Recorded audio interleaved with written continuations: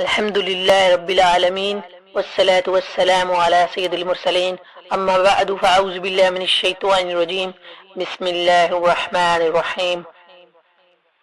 مسلمانوں کی ماں عائشہ، میرے نبی کی دستار آبرو عائشہ، حضرت عائشہ صدیقہ رضی اللہ تعالی عنہا سے روایت ہے کہ رسول اللہ صلی اللہ علیہ وسلم نے فرمایا، جب بندہ مجھ پر درود پاک پڑھتا ہے تو اس کی برکت سے ایک فرشتہ اللہ کی بارگاہ میں حاضر ہوتا ہے۔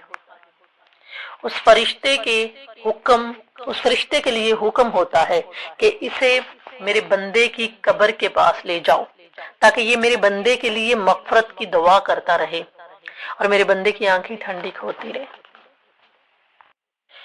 ذات والا پہ بار بار درود، بار بار اور بے شمار درود، قبر میں خوب کام آتی ہے، بے قصوں کی ہے یار غار درود۔ حدیث پاک میں ہے، انما الاعمال بالنیات، اعمال کا دار و مدار نیتوں پر ہے۔ میری پیاری بہنوں، بھائیوں، اچھی نیت بندے کو جنت میں پہنچا دیتی ہے۔ کوئی بھی اچھا کام کرنے سے پہلے، چھوٹے سے چھوٹا اور بڑے سے بڑا، سب سے پہلے ہم اپنی نیت کو درست کر لیں، نیت کر لیں اور اس کا ہمیں ثواب ملتا ہے۔ بیان سننے سے پہلے کچھ اچھی نیتیں کر لیجئے۔ مثلا نیت کیجئے، رضائے الہی کے لیے پورا بیان سنوں گی، علم دین سیکھوں گا یگی، ادب سے بیٹھوں گا یگی، نصیحت حاصل کروں گا یگی، محمد صلی اللہ علیہ وسلم کا نام پاک سن کر درود پاک پڑھوں گا یگی۔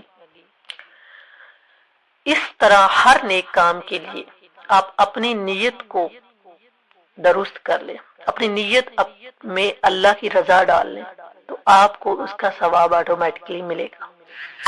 کچھ ہی دن پہلے کی بات ہے، عاشقان رمضان منتظر تھے کہ رمضان مبارک آنے والا ہے، رمضان مبارک کی تیاری کی جا رہی تھی، اور آپ دیکھیے یہ مقدس مبارک مہمان مہینہ ہمیں جدائی کا داغ دے کر رخصت بھی ہو گیا۔ اب پورے 11 ماہ بعد یہ مقدس مہینہ دوبارہ تشریف لائے گا، پھر خوشیاں ہوں گی، رحمتیں ہوں گی، برکتیں ہوں گی، مگر افسوس نہ جانے ہم یہ برکتیں دیکھ پائیں گے یا اس سے پہلے ہی موت کا ذائقہ چکھ کر قبر میں اتر چکے ہوں گے۔ جب گزر جائیں گے ماہ 11 تیری آمد کا پھر شور ہوگا، جب گزر جائیں گے ماہ 11 تیری آمد کا پھر شور ہوگا، کیا میری زندگی کا بھروسہ، الوداع الوداع رمضان۔ ایک بزرگ رحم اللہ تعالی علیہ فرماتے ہیں، پہلے کے لوگ رمضان المبارک سے پہلے 6 مہینے رمضان شریف کو پانے کی اور رمضان المبارک کے بعد 6 مہینے رمضان کی عبادت قبول ہونے کی دعا کیا کرتے تھے۔ پیاری بہنوں بھائیوں، اب یہ دعائیں کرنے اور حسرت سے ہاتھ ملنے کے دن شروع ہو چکے ہیں کہ ہم ماہ رمضان کی صحیح معنوں میں قدر نہیں کر پائے، اس کی حسرت کرنی ہے، اور جو کچھ تھوڑی بہت نیکیاں کر پائے ہیں ان کی قبولیت کی دعا کرنی ہے۔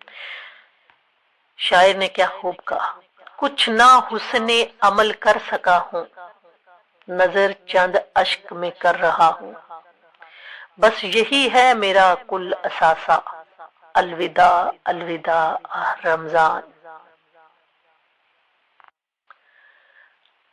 شاعر ہے، کیا خوب کہا، میں ہائے جی چراتا رہا رب کی عبادت سے، گزارا غفلتوں میں سارا رمضان یا رسول اللہ، میں سوتا رہ گیا غفلت کی چادر تان کر، افسوس خدارا میری بخشش کا ہو سما یا رسول اللہ۔ اللہ پاک ہمیں اپنی کوتاہیوں پر شرمندہ ہونے اور اللہ پاک سے رحمت کی دعائیں مانگتے رہنے کی توفیق نصیب فرمائے ہمیں۔ میری پیاری بہنوں اور بھائیوں، رمضان المبارک کی وہ خصوصیات جو حدیث میں بیان ہوتی ہیں، ان میں سے ایک اہم اور بہت پیاری خصوصیت یہ بھی ہے کہ رمضان وہ مہینہ ہے جو آدمی کو نئی زندگی بخشتا ہے۔ حدیث پاک میں ہے، من قام رمضان ایمانا واحتسابا غفر له ما تقدم من ذنبه یعنی جو ایمان کے ساتھ ثواب کمانے کے لیے رمضان المبارک کے روزے رکھے اس کے پچھلے گناہ معاف کر دیے جاتے ہیں۔ ایک حدیث پاک میں جس نے رمضان کے روزے رکھے پھر 6 دن شوال میں رکھے تو گناہوں سے ایسے نکل گیا جیسے آج ہی ماں کے پیٹ سے پیدا ہوا۔ پیاری بہنوں اور بھائیوں، ان حدیثوں میں پہلے تو شوال کے 6 روزوں کی فضیلت معلوم ہوئی، انہیں شش عید کے روزے بھی کہتے ہیں۔ رمضان کے روزے رکھے پھر ان کے بعد شوال میں 6 روزے رکھے تو ایسا جیسے عمر بھر کا روزہ رکھا۔ جس نے عید الفطر کے بعد شوال میں 6 روزے رکھ لیے تو اس نے پورے سال کے روزے رکھے کہ جو ایک نیکی لائے گا اسے 10 ملیں گے۔ 6 روزے رکھ لیے پورے سال کا ثواب ملا، اس کا مطلب کہ ثواب بہت زیادہ ہے ان کا، تو اس کے مطابق یہ بات ہے کہ پورے سال کا ثواب ملے گا۔ ایسا نہیں ہے کہ یہ 6 روزے رکھ کے آپ سو جائیں لمبی تان کے، ثواب تو جو ملنا تھا وہ مل گیا۔ یہ اس کی فضیلت کے بارے میں بات ہے کہ اتنا ثواب اللہ دے گا۔ تو ماہ رمضان کے روزے 10 مہینے کے برابر ہو گئے اور ان 6 دنوں کے بدلے میں 2 مہینے تو پورے سال کے روزے ہو گئے۔ سبحان اللہ، کیا بات ہے شش عید کے روزوں کی۔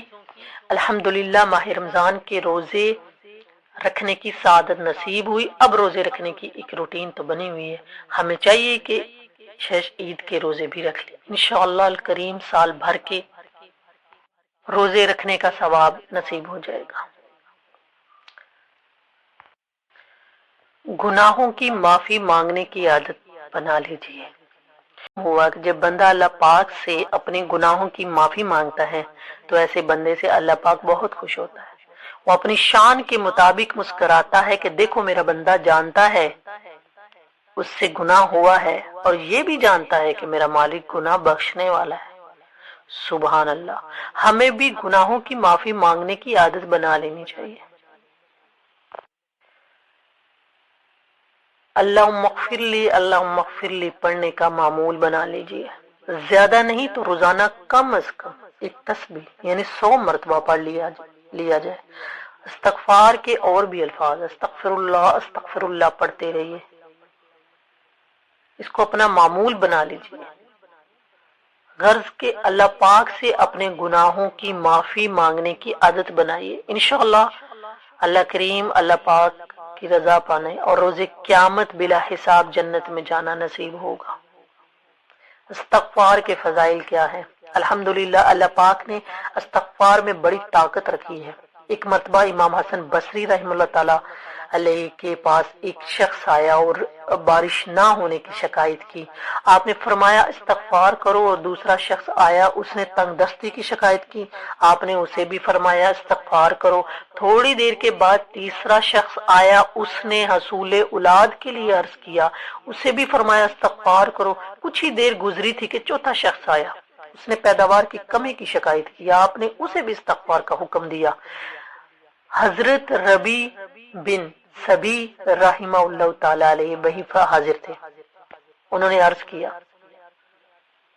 عالیجا چند لوگ آئے، سب نے الگ الگ حاجتیں عرض کی ہیں کئی، مگر آپ نے سب کو وظیفہ ایک ہی بتایا، اس کی کیا وجہ ہے؟ اس کے جواب میں امام حسن بصری رحمہ اللہ تعالی علیہ نے فرمایا پارہ 29 سورۃ النور آیت نمبر 10 تا 12 تلاوت فرمائی۔ ارشاد ہوتا ہے جس کا ترجمہ ہے، اے لوگو اپنے رب سے معافی مانگو، بے شک وہ بڑا معاف فرمانے والا ہے، اور تم پر موسلا دھار بارش بھیجے گا اور مالوں اور بیٹوں سے تمہاری مدد کرے گا، تمہارے لیے باغات بنا دے گا، تمہارے لیے نہریں بنائے گا۔ تو ثابت ہوا کہ اولاد کے اصول بارش کی طلب، تنگ دستی سے نجات اور پیداوار کی کثرت کے لیے استغفار کرنا بہترین قرآنی عمل ہے۔ 3 مرتبہ دعائے مغفرت کی برکت کیا ہے؟ امام ابو لیث سمرقندی رحمہ اللہ تعالی علیہ لکھتے ہیں کہ پچھلی قوموں میں ایک شخص تھا، اس نے بہت گناہ کیے تھے، ایک بار اس نے اپنی پچھلی زندگی کے بارے میں سوچا، گناہوں کے بارے میں غور و فکر کیا تو اسے شرمندگی ہوئی۔ اس نے نادم شرمندہ ہو کر 3 مرتبہ کہا اللہم غفرانک، اللہم غفرانک، اللہم غفرانک۔ مولا تیری بخشش، الہی تیری بخشش، اے اللہ پاک تیری بخشش۔ اسی لمحے اسے موت آ گئی، اللہ پاک نے اس کی بخشش فرما دی۔ تو بے حساب بخشش کے ہیں، بے شمار جرم ہے۔ دیتا ہوں واسطہ تجھے شاہ اجاز کا، استغفار کی برکتیں۔ پیارے بہنوں اور بھائیوں، اللہ پاک کی بارگاہ میں استغفار کی بڑی ہی برکتیں ہیں۔ مثلا اس کی ایک بڑی عظیم برکت یہ ہے کہ اس کی بدولت بندے کا تنگی اور غم دور ہوتا ہے۔ حدیث پاک میں جو ہمیشہ استغفار کرتا ہے، اللہ پاک اس کے لیے ہر تنگی سے نکلنے کا راستہ بناتا ہے، ہر فکر و غم سے اسے خلاصی عطا فرماتا ہے۔ اس کی ایک برکت یہ بھی ہے کہ ایسے بندے کو اللہ پاک غائب سے رزق عطا فرماتا ہے۔ حدیث پاک میں ہے استغفار کرنے والے کو اللہ پاک ایسی جگہ سے رزق عطا فرمائے گا جہاں سے اسے گمان بھی نہ ہوگا۔ اس کی برکت سے اللہ پاک دلوں کے زنگ کو دور فرماتا ہے۔ حدیث پاک میں بے شک لوہے کی طرح دلوں کو بھی زنگ لگ جاتا ہے اور اس کی جلا یعنی صفائی کرنا استغفار ہے۔ اللہ پاک ہمیں استغفار کی توفیق عطا فرمائے۔ معاف فضل و کرم سے ہو یا ہر خطا یا رب، معاف فضل و کرم سے ہو ہر خطا یا رب، ہو مغفرت پہ سلطان انبیاء یا رب۔ نبی کا صدقہ صدا کے لیے تو راضی ہو، کبھی بھی ہو نہ ناراض یا خدا یا رب۔ صحابی رسول حضرت ابو ذر غفاری رضی اللہ تعالیٰ سے روایت ہے کہ اللہ پاک کے آخری نبی صلی اللہ علیہ وسلم نے فرمایا 3 بندے ہیں اللہ پاک انہیں دیکھ کر مسکراتا اور بہت خوش ہوتا ہے۔ ایک وہ بندہ جو رات کو اٹھے، بستر چھوڑے، اچھی طرح وضو کرے، پھر نماز پڑھے، کھڑا ہو جائے، اسے دیکھ کر اللہ پاک فرشتوں سے فرماتا ہے فرشتوں بتاؤ میرے بندے کو اس نیکی پر کس نے اکسایا ہے؟ فرشتے عرض کرتے ہیں مولا تو بہتر جانتا ہے۔ اللہ پاک فرماتا ہے ہاں میں جانتا ہوں مگر تم مجھے بتاؤ۔ فرشتے عرض کرتے ہیں اے مالک کریم تو نے اسے ایک چیز یعنی جہنم کا خوف دیا ہے، یہ اس سے ڈرتا ہے۔ تو نے اسے ایک چیز یعنی جنت کی امید دلائی ہے، یہ اس کی امید رکھتا ہے، یعنی خوف اور امید ہے۔ جس نے اسے رات کی نیند قربان کر کے تیرے حضور کھڑے ہونے پر ابھارا ہے۔ اب اللہ پاک فرماتا ہے اے فرشتوں گواہ ہو جاؤ، یہ جس چیز سے ڈرتا ہے میں نے اپنے بندے کو اس سے امن بخشا، اور جس کی امید رکھتا ہے وہ یعنی جنت اس کے لیے واجب کر دی۔ سبحان اللہ۔ دوسرا شخص وہ شخص ہے جو حق و باطل کی لڑائی میں شریک ہوا، ثابت قدم رہا یہاں تک کہ شہید ہو گیا۔ یا اللہ پاک اسے فتح عطا فرمائے۔ اس بندے کو دیکھ کر بھی اللہ پاک مسکراتا ہے۔ تیسرا وہ بندہ جو رات کو سفر کرتا ہے یہاں تک کہ رات کے آخری حصے میں جب کہیں ٹھہرتا ہے تو اس کے ساتھ والے سو جاتے ہیں مگر وہ کھڑا ہو کر نماز پڑھنے لگا۔ اس بندے کو دیکھ کر بھی اللہ مسکراتا ہے۔ سبحان اللہ۔ میری پیاری بہنوں بھائیوں، کتنا خوش نصیب ہے وہ بندہ جو رات کو اٹھتا ہے، نیند قربان کرتا ہے، اچھی طرح وضو کر کے اللہ پاک کے حضور کھڑا ہو جاتا ہے۔ یہ وہ خوش بخت ہے جسے دیکھ کر اللہ پاک مسکراتا ہے۔ سبحان اللہ۔ رات کو درود پڑھنا اور تلاوت کرنا کیا ثواب ہے، کیا فضیلت ہے۔ عظیم صحابی رسول حضرت عبداللہ بن مسعود رضی اللہ تعالیٰ عنہ سے روایت ہے، پیارے آقا محمد مصطفیٰ صلی اللہ علیہ وسلم نے فرمایا ایک بندہ رات کو اٹھتا ہے، اچھی طرح وضو کرتا ہے، پھر اللہ پاک کی حمد کرتا ہے، اس کی بزرگی بولتا ہے، اپنے نبی صلی اللہ علیہ وسلم پر درود پڑھتا ہے اور قرآن کھول کر پڑھنا شروع کر دیتا ہے۔ یہ وہ بندہ ہے جسے دیکھ کر اللہ پاک مسکراتا ہے اور فرماتا ہے دیکھو میرے بندہ میری عبادت کر رہا ہے جبکہ اسے میرے سوا کوئی نہیں دیکھ رہا۔ حضرت ابو سعید خدری رضی اللہ تعالیٰ فرماتے ہیں رسول ذیشان مکی مدنی سلطان صلی اللہ علیہ وسلم نے فرمایا 3 بندوں کو دیکھ کر اللہ پاک مسکراتا ہے۔ وہ قوم جو نماز میں صفیں سیدھی کرتی ہے، وہ بندہ جو اللہ پاک کی راہ میں جہاد کرتا ہے، تیسرا وہ بندہ جو رات کے اندھیرے میں عبادت کرتا ہے، انہیں دیکھ کر اللہ مسکراتا ہے۔ میری پیاری بہنوں بھائیوں، یہ کل 5 کام ہیں، یہ کل 5 کام ہیں۔ 1 گناہوں کی معافی چاہنا، نمبر 2 رات کو نماز پڑھنا، نمبر 3 رات کی تنہائی میں درود شریف پڑھنا، نمبر 4 تلاوت کرنا، نمبر 5 نماز میں صفیں سیدھی کرنا۔ اب دیکھیے یہ کتنے مشکل کام ہے، بالکل بھی نہیں۔ رات کو اٹھیں، 2 رکعت نماز پڑھیں جتنا ہو سکے، درود پاک پڑھیے جتنا آپ سے ہو سکے، قرآن کریم کی تلاوت کر لیجئے، زیادہ نہیں تو سورہ ملک ہی پڑھ لیجئے، اور جب نماز باجماعت کے لیے مسجد میں حاضر ہو تو اپنی ایڑیاں اور کندھوں کا خیال کرتے ہوئے صفیں سیدھی بنائیں۔ یہ مختصر کام کرنے ہیں، اور ان کی فضیلت کتنی زیادہ ہے۔ جو بندہ یہ کام کرتا ہے وہ ایسا خوش نصیب بندہ ہے کہ اس کا رب اس کے عمل پر مسکراتا ہے، اس سے انتہائی راضی ہوتا ہے، اور یہ وہ خوش نصیب ہے جو انشاءاللہ کریم بلا حساب جنت میں داخل ہوگا۔ رات کی عبادت کے بہت فضائل ہیں۔ رمضان المبارک کے بعد اب ہماری نئی زندگی شروع ہے۔ پکی نیت کیجئے کہ اب سے آئندہ پوری زندگی کا یہ معمول ہوگا کہ روزانہ رات کو زیادہ نہیں تو کم از کم 1 گھنٹہ اللہ پاک کی عبادت کے لیے ضرور خاص کریں گے۔ آج کل نوجوانوں کی راتیں عموماً فضولیات میں کٹ جاتی، سوشل میڈیا چلاتے ہوئے، موبائل پر مختلف چیزیں دیکھتے ہوئے، فیس بک، انسٹاگرام وغیرہ پر چیٹنگ کرتے ہوئے رات کو گزر جاتے ہیں۔ کتنے گھنٹے گزر جاتے ہیں۔ اے محمد عاشقان رسول، زیادہ نہیں کم از کم 1 گھنٹہ، صرف 1 گھنٹہ اللہ پاک کی یاد کے لیے نکالیے، انشاءاللہ وہ برکتیں ملیں گی جن کا جواب نہیں ہے۔ پیاری بہنوں بھائیوں، رات کو اللہ پاک کی عبادت میں گزارنا ایمان والوں کا وصف ہے۔ اللہ پاک قرآن کریم میں ارشاد فرماتا ہے، جس کا ترجمہ ہے، بے شک پرہیزگار لوگ باغوں اور چشموں میں ہوں گے اپنے رب کی عطائیں لیتے ہوئے، بے شک وہ اس سے پہلے نیکیاں کرنے والے تھے، وہ رات میں کم سویا کرتے تھے۔ اللہ پاک کے آخری نبی محمد عربی صلی اللہ علیہ وسلم نے رات کی عبادت کی کئی فضائل بیان فرمائے ہیں۔ آئیے آپ کو چند بتاتے ہیں۔ رات کا قیام، نفلی نماز، رب کے قرب کا باعث، گناہوں و معاصی کو ختم کرنے والا اور گناہوں سے منع کرنے والا۔ رات کو نماز پڑھو اس حال میں کہ لوگ سو رہے ہیں، تم سلامتی کے ساتھ جنت میں چلے جاؤ گے۔ یقیناً جنت میں کچھ ایسے گھر ہیں جن کے اندر سے ان کا باہر والا حصہ دیکھا جا سکتا ہے اور ان کے باہر سے اندر والا حصہ دیکھا جا سکتا ہے۔ ایک عربی دیہاتی نے کھڑے ہو کر پوچھا، اے اللہ کے رسول صلی اللہ علیہ وسلم، یہ گھر کس کے لیے ہیں؟ نبی اکرم صلی اللہ علیہ وسلم نے فرمایا، جس نے اچھا کلام کیا، کھانا کھلایا، روزوں پر ہمیشگی اختیار کی، رات کو نماز ادا کی کہ جب لوگ سو رہے ہوں۔ فرضوں کے بعد افضل نماز رات کی نماز۔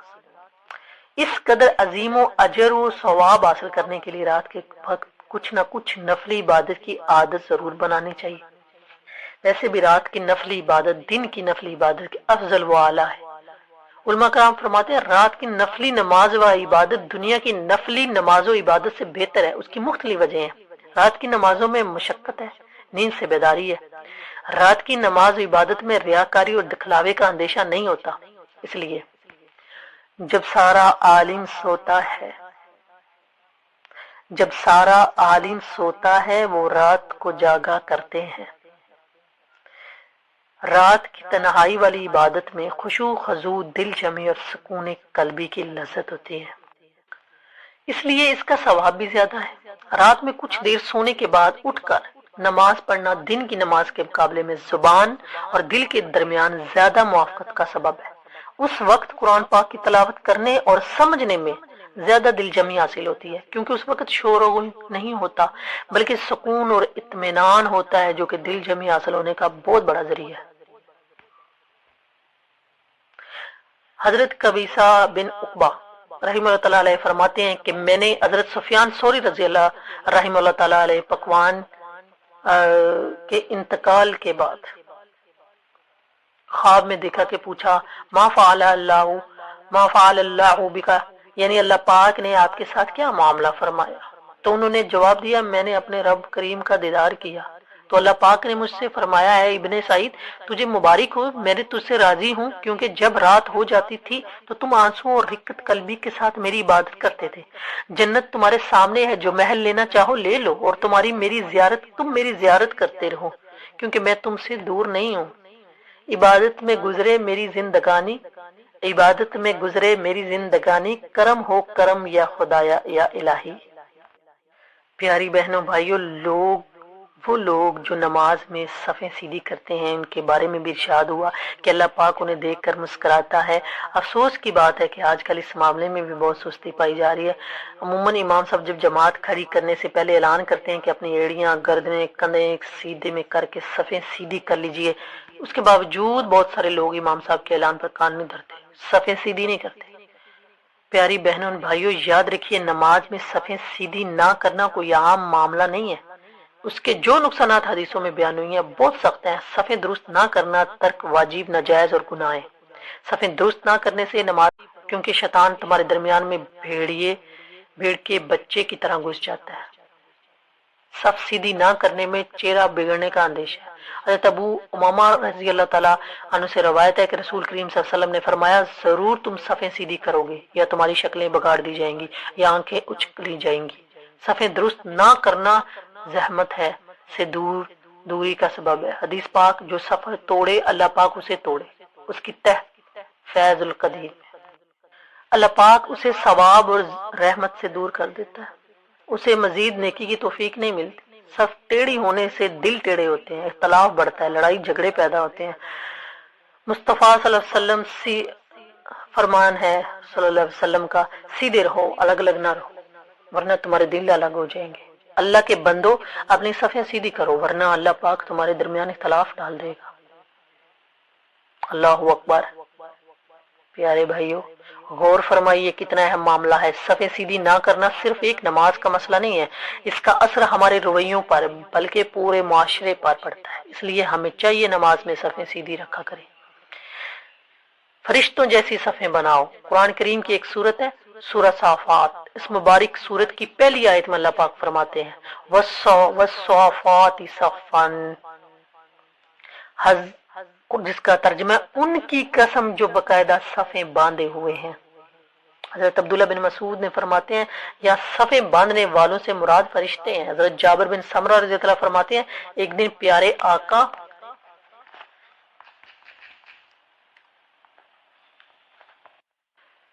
محمد مصطفیٰ صلی اللہ علیہ وسلم تشریف لائے اور فرمایا، تم ایسے صف کیوں نہیں بناتے جیسے فرشتے بناتے ہیں؟ ہم نے عرض کیا، یا رسول اللہ، فرشتے کیسے صف بناتے ہیں؟ فرمایا، پہلے اگلی صف مکمل کرتے ہیں اور خوب مل کر کھڑے ہوتے ہیں۔ مسلمانوں کے دوسرے خلیفہ حضرت عمر فاروق اعظم رضی اللہ تعالیٰ عنہ کا معمول مبارک تھا کہ جب نماز پڑھانے لگتے تو نمازیوں کو فرماتے، صفیں سیدھی کر لو، اے فلاں تو ذرا آگے ہو جا، اے فلاں تو پیچھے ہو جا۔ پھر فرماتے، بے شک اللہ پاک تمہیں فرشتوں کی طرح دیکھنا پسند فرماتا ہے۔ سبحان اللہ، معلوم ہوا نماز میں صفیں سیدھی رکھنا فرشتوں کی صفت ہے۔ ہمیں بھی چاہیے کہ اپنی صفیں سیدھی رکھنے کی عادت بنائیں۔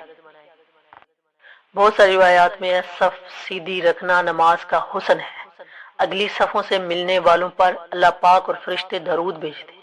صف پوری کرنے کے لیے اٹھنے والے قدم اللہ پاک کو محبوب پیارے ہیں۔ جو صف کی خالی جگہ پر کرے اس کی مغفرت ہو جائے گی۔ صف پوری کرنا وسوسوں سے بچاتا ہے، صف سیدھی کرنا دلوں کو سیدھا رکھتا ہے، صف میں مل کر کھڑے ہونے سے دل ملتے ہیں، اتحاد بڑھتا ہے، شیطان سے حفاظت ملتی ہے۔ پیارے بھائیوں، وہ نیک کام جن سے اللہ پاک راضی ہوتا ہے، ان میں سے ایک نیک کام اثار بھی ہے۔ بہت مشہور واقعہ ہے، بارگاہ رسالت صلی اللہ علیہ وسلم میں ایک بار ایک بھوکا شخص حاضر ہوا۔ پیارے آقا صلی اللہ علیہ وسلم نے تمام امہات المومنین رضی اللہ تعالیٰ عنہ کے گھروں میں معلوم کروایا کہ کوئی کھانے کی چیز مل جائے، مگر کسی کے یہاں کوئی چیز کھانے کی چیز نہ تھی۔ رسول اللہ علیہ وسلم نے صحابہ کرام رضی اللہ تعالیٰ عنہم سے فرمایا، جو شخص اس کو مہمان بنائے اللہ پاک اس پر رحمت فرمائے۔ حضرت ابو طلحہ انصاری رضی اللہ تعالیٰ عنہ کھڑے ہو گئے اور مہمان کو اپنے دولت خانے پر لے گئے۔ گھر جا کر اپنی زوجہ سے فرمایا، کہا گھر میں کچھ کھانا ہے؟ انہوں نے کہا صرف بچوں کے لیے تھوڑا سا رکھا ہے۔ حضرت ابو طلحہ رضی اللہ تعالیٰ عنہ نے فرمایا، بچوں کو بہلا پھسلا کر سلا دو، اور جب مہمان کھانے بیٹھے تو چراغ درست کرنے کے بہانے اٹھو اور چراغ بجھا دو تاکہ مہمان اچھی طرح کھا لے۔ یہ ترکیب اس لیے کی کہ مہمان یہ نہ جان سکے کہ اہل خانہ اس کے ساتھ نہیں کھا رہے، ورنہ اصرار کرے گا، کھانا تھوڑا ہے اس لیے مہمان بھوکا رہ جائے گا۔ اس طرح حضرت ابو طلحہ رضی اللہ تعالیٰ مہمان کو کھانا کھلا دیا اور خود اہل خانہ نے بھوکے رہ کر رات گزاری۔ جب صبح ہوئی اور بارگاہ نبوت میں حاضر ہوئے تو اللہ پاک کے محبوب صلی اللہ علیہ وسلم نے حضرت ابو طلحہ رضی اللہ تعالیٰ عنہ کو دیکھ کر فرمایا، رات فلاں فلاں کے گھر میں عجیب معاملہ پیش آیا۔ اللہ پاک ان لوگوں کو دیکھ کر مسکرایا، یعنی بہت راضی ہوا۔ اس واقعے کے بارے میں سورہ حشر کی یہ آیت نازل ہوئی، اور اپنی جانوں پر ان کو ترجیح دیتے ہیں اگرچہ انہیں شدید متاجی ہو، اور جو اپنے نفس کے لالچ سے بچایا گیا تو وہی کامیاب ہوا۔ سبحان اللہ۔ پیارے بہن بھائیوں، معلوم ہوا اثار کرنا بھی اللہ پاک کو راضی کرنے والا کام ہے۔ اثار کسے کہتے ہیں؟ اثار کا معنی کیا ہے؟ دوسروں کی خواہش اور حاجت کو اپنی خواہش اور حاجت پر ترجیح دینا، اس کو کہتے ہیں اثار۔ حدیث پاک میں جو شخص کسی چیز کی خواہش رکھتا ہو پھر اس خواہش کو روک کر اپنے اوپر ترجیح دے تو اللہ پاک اسے بخش دیتا ہے۔ حضرت عبداللہ بن عمر رضی اللہ عنہ بیمار تھے، ان کو بھنی ہوئی مچھلی کھانے کی خواہش ہوئی۔ آپ کے خادم حضرت نافع رضی اللہ تعالیٰ عنہ فرماتے ہیں، کافی ڈھونڈنے کے بعد مدینہ پاک کے بازار مجھے 1.5 درہم کی ایک مچھلی مل گئی، میں نے اسے بھون کر آپ کی خدمت میں پیش کر دیا۔ اتنے میں ایک سوالی آ گیا، حضرت عبداللہ رضی اللہ تعالیٰ عنہ نے فرمایا، نافع یہ مچھلی سوالی کو دے دو۔ میں نے عرض کی آپ کو اس کی بڑی خواہش تھی، اس لیے کوشش کر کے یہ مچھلی میں نے خرید لی، آپ اسے کھا لیجئے، میں اس مچھلی کی قیمت سوالی کو دے دیتا ہوں۔ فرمایا نہیں، تم یہ مچھلی ہی اس کو دے دو۔ چنانچہ میں نے وہ مدینے کی مچھلی سوالی کو دے دی اور پھر پیچھے جا کر اس سے خریدی اور آ کر دوبارہ حضرت عبداللہ رضی اللہ تعالیٰ عنہ کی خدمت میں پیش کر دی۔ ارشاد فرمایا یہ مچھلی اس سوالی کو دے دو اور جو قیمت اس کو ادا کی ہے وہ بھی اس کے پاس رہنے دو۔ میں نے سرکار مدینہ صلی اللہ علیہ وسلم سے سنا ہے، جو شخص کسی چیز کی خواہش رکھتا ہو پھر اس خواہش کو روک کر اپنے اوپر ترجیح دے، یعنی کسی اور کو ترجیح دے، اور اللہ پاک اسے بخش دیتا ہے۔ سبحان اللہ۔